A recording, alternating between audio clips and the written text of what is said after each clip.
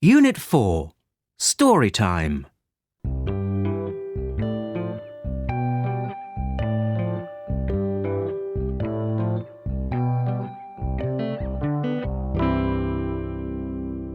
Summer Meeting 1.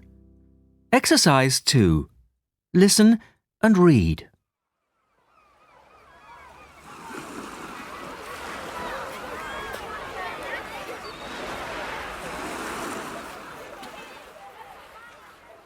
It was the first day of the holidays. Scott and his friends were playing volleyball on the beach.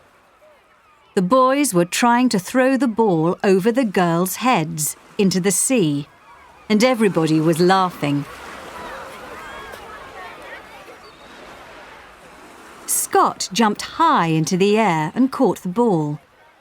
He was shouting and laughing when he noticed a girl nearby. She was alone, and she was watching them. He didn't know her, but he stopped and smiled. "Hi, are you new around here?" asked Scott. "Yes, I am," answered the girl. "We moved here last week. I'm Harriet." "And I'm Scott." "Hey, Scott! Are you going to play, or are you talking to your new girlfriend?" shouted one of the girls in the group. Scott blushed and called, Okay, Jilly." He smiled at Harriet. "I have to go. See you around." And he hurried back to his game. At 12 o'clock the next day, Harriet went down to the beach again. Scott and his friends were there. Scott was sunbathing. Jilly was telling a funny story, while the others were listening and laughing. Harriet felt shy. She sat on the sand and started to read a book. Nobody noticed her. Then Jilly stood up. "Come on," she said. "It's 12:30, lunchtime." Everybody stood up. "Hey, Scott, you know that girl yesterday? Who was she?" "Oh, nobody special," said Scott. "Do you like her?" asked Jilly. "No, I don't, While he was speaking, he noticed Harriet. Jilly giggled. "Let's go," she said, and she walked past Harriet. Harriet felt terrible. Nobody special. Scott followed Jilly and the others. He felt terrible too.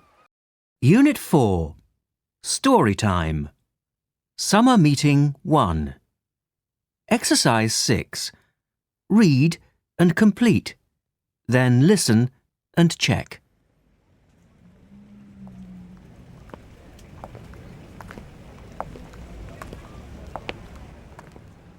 Harriet was walking slowly down the road.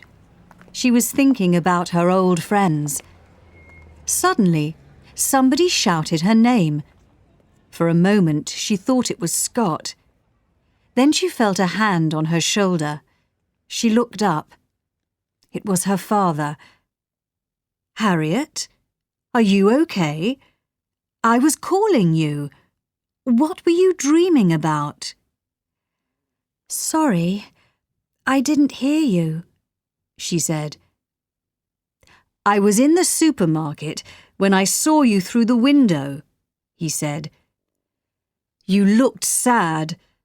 I know you didn't want to move here, but you'll soon make new friends, you'll see." "Yes, I know," said Harriet. "Thanks, Dad." She smiled at him. "Can I help you with your bags?"